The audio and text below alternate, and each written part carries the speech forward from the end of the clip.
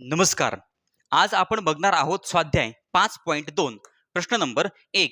12.1/16 चे दशमान मूल्य आहे. मित्रांनो 12.1/16 चं आपल्याला दशांश अपूर्णांकात रूपांतर करायचं आहे. मग आता आपल्याला दिलेला आहे पूर्णांकयुक्त अपूर्णांक. मित्रांनो सुरुवातीला आपण या अपूर्णांकाचं अंशाधिक अपूर्णांकात रूपांतर करणार. म्हणजे काय? 16 गुणिले 12 अधिक 1 आणि छेदस्थानी 16. तर मित्रांनो 16 गुणिले 12. आता 16 गुणिले 12 जर केलं 12 72 हातचे आले 7. 12 1 12 12 आणि 7 19. म्हणजे मित्रांनो 192 आणि 192 अधिक 1 किती होणार? तर 193. 193/16. मित्रांनो आपल्याला हा गुणाकार करायचा, या ठिकाणी हा भागाकार करायचा. 193 भागिले 16 किंवा 193/16. आता 16 1 16. 19 मधून 16 गेले, बाकी उरली 3. आता वरून घेतले 3 झाले 33. 16 दुणे 32. 33 मधून 32 गेले, बाकी उरली 1. आता मित्रांनो भाग जात नाही, मग बाकी 1 उरलेली आहे. आपल्याला पूर्ण भाग द्यायचा आहे. या ठिकाणी दशांश चिन्ह घेतलं आणि मित्रांनो घेतला 0. आता भाग जातो का? तर भाग जात नाही. मग मित्रांनो या ठिकाणी आपण घेणार शून्याचा भाग. बाकी उरली 10. पुन्हा मित्रांनो 0 घेतला, झाले 100. 16 85 1696. बाकी उरली 4, घेतला 0, झाले 40. 16 दुणे 32. 16 दुणे 32. बाकी उरली 8, घेतला 0, झाले 80 आणि 16 85. 80 मधून 80 गेले, बाकी उरली 0. मित्रांनो आपल्याला भागाकार मिळाला 12.0625. 12.0625 म्हणजे पहिल्या प्रश्नाचं उत्तर पर्याय क्रमांक सी 12.0625. प्रश्न नंबर 2. 0.04 या संख्येला व्यवहारी अपूर्णांकात कसे लिहाल? मित्रांनो आपल्याला या संख्येला व्यवहारी अपूर्णांकात लिहायचं आहे. मग आता मित्रांनो या संख्येमध्ये आपल्याला दशांश चिन्ह दिलेलं आहे. दशांश चिन्हानंतर घर आहेत 2. म्हणजे मित्रांनो दशांश चिन्हानंतर जर 2 घर असतील तर आपला छेद असेल 100. आणि मग मित्रांनो अंशस्थानी येणार हा 4. 4/100. मग आता 4/100 पर्याय आहे का? तर नाही. मित्रांनो आपण या अपूर्णांकाला याचं संक्षिप्त रूपांतर देऊया. म्हणजे मित्रांनो 4 1 4. बघा 4 दुणे 8, बाकी उरली 2. 4 पंचे 20. म्हणजे मित्रांनो 1/25 असा पर्याय आहे का? तर मित्रांनो असा पर्याय आहे. म्हणजे दुसऱ्या प्रश्नाचं उत्तर आहे पर्याय क्रमांक डी 1/25. हा झाला मित्रांनो व्यवहारी अपूर्णांक. 1/25 हा आहे व्यवहारी अपूर्णांक. प्रश्न नंबर 3. 19.01/57.03 ही संख्या अतिसंक्षिप्त रूपात लिहा. मित्रांनो अतिसंक्षिप्त रूपात ही संख्या आपल्याला लिहायची आहे. बघा अतिशय सोपं आहे. जर आपल्या पाढेपाठ असतील तर आपण लगेच लक्षात येईल. मित्रांनो 19च्या तिप्पट आहे 57. 19 त्रिक 57. मित्रांनो 1च्या तिप्पट आहे 3. म्हणजे मित्रांनो 19.01 याच्या तिप्पट संख्या आहे 57.03. म्हणजे मित्रांनो आपल्याला उत्तर मिळेल 1/3. हे झालं याचं अतिसंक्षिप्त रूप 1/3. म्हणजे तिसऱ्या प्रश्नाचं उत्तर आहे पर्याय क्रमांक ए 1/3. प्रश्न नंबर 4. 23/1000 या संख्येचे दशांश रूप कोणते? मित्रांनो 23/1000 या संख्येचा आपल्याला दशांश रूप लिहायचं आहे. म्हणजे थोडक्यात दशांश चिन्हाचा वापर करायचा आहे. मित्रांनो छेद आहे आपला 1000. मग आता 1000 मध्ये मित्रांनो 3 शून्य आहे. मग आपल्या उत्तरामध्ये दशांश चिन्हानंतर 3 घर यायला पाहिजे. मग मित्रांनो अंशस्थानी आहे 23. 23 लिहून घ्या. दशांश चिन्हानंतर 3 घर यायला पाहिजे. हे पहिलं घर, हे दुसरं घर, हे तिसरं घर, त्यानंतर दशांश चिन्ह आणि मित्रांनो 0. मित्रांनो इथे काहीच नाहीये म्हणजे येणार 0.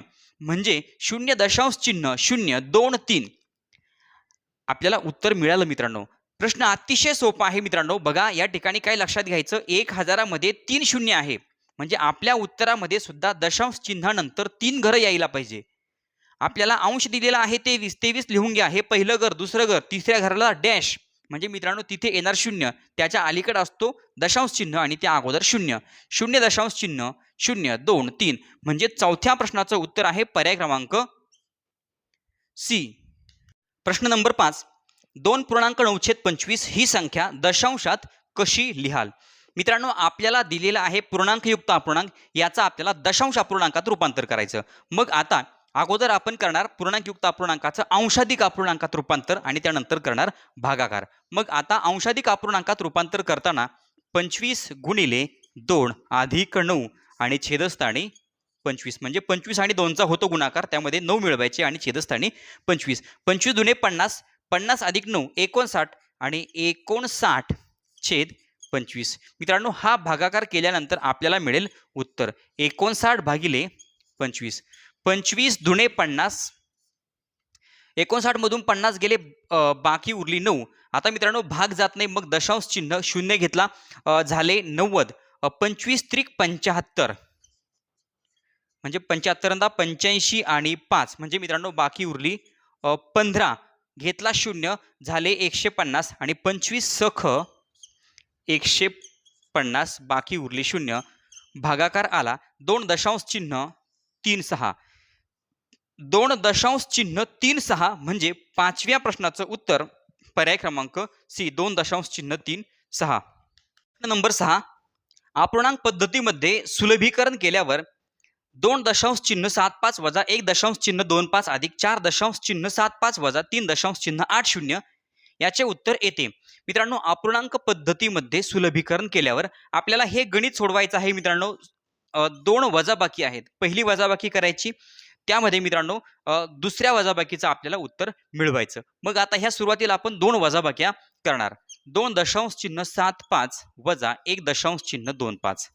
बघा 0, 7तून 2 गेले 5, दशांश चिन्हाच्या ठिकाणी दशांश चिन्ह 2तून 1 गेला 1, 1.50. दुसरी वजाबाकी 4.75 वजा 3.80, 5शी 5, 17तून 8 गेले, बाकी उरली 9 आणि दशांश चिन्ह. आता मित्रांनो दोघांची जर आपण बेरीज केली, बघा 1.50 अधिक 0.95, तर मित्रांनो बघा आपल्याला उत्तर किती मिळतं 5. 9 आणि 5 14, हातचा आला 1 दशांश चिन्हाच्या ठिकाणी दशांश चिन्ह 1 आणि 1 2. तर मित्रांनो पूर्ण आपल्याला बघा 1.50 अधिक 0.95 आणि या दोघांची बेरीज केल्यानंतर आपल्याला उत्तर मिळालं 2.45. हे गणित सोडवल्यानंतर आपल्याला उत्तर मिळालं 2.45. आता मित्रांनो याचा आपल्याला अपूर्णांकात जर रूपांतर करायचं म्हटलं तर 2.45 म्हणजेच काय मित्रांनो 2 अधिक 0.45. मग आता पुढे 0.45 मित्रांनो 45 म्हणजे काय तर 45/100. आणि मित्रांनो याला जर आपण संक्षिप्त रूप दिलं तर कितीचा भाग जातो 9चा, 5चा भाग जाईल मित्रांनो. 5 9 45, 5 9 45, 5 दुणे 10 आणि 5 0 0 म्हणजे 9/20. आणि मित्रांनो 2.4/5 बरोबर मित्रांनो काय तर 2 पूर्ण आहेत आणि त्यानंतर 9/20 हे मिळालं आपल्याला मित्रांनो उत्तर 2.9/20. मग 2.9/20 म्हणजे 6व्या प्रश्नाचं उत्तर आहे पर्याय क्रमांक 1. मित्रांनो आपण काय केलं, दिलेलं गणित सोडवलं आणि त्याचं अपूर्णांकामध्ये रूपांतर केलं, पूर्णांकयुक्त अपूर्णांकात रूपांतर केलं, आपल्याला उत्तर मिळालं पर्याय क्रमांक ए. प्रश्न नंबर 7, कंसामध्ये 1/2 अधिक 3/8 अधिक 7/16 चा दशमान सममूल्य आहे. मित्रांनो आपल्याला 3 अपूर्णांकांची करायची आहे बेरीज. मग आता अपूर्णांकांची बेरीज जर करायची म्हटली तर छेद सारखा लागतो. छेद सारखा नाहीये तर मित्रांनो आपण छेद सारखा करू शकतो. या सगळ्या संख्या आहेत 16च्या पटीमध्ये, म्हणजे मित्रांनो आपण छेद 16 करू शकतो. मित्रांनो तिसऱ्या अपूर्णांकामध्ये 7/16 आहे, छेद 16 आहे, या ठिकाणी काही करण्याची आवश्यकता नाहीये. मग आता दुसऱ्या अपूर्णांकामध्ये 3/8 म्हणजे मित्रांनो आता 8ला कितीने गुणावं लागेल 2ने. छेदाला 2ने गुणलं म्हणून अंशाला पण 2ने गुणणार.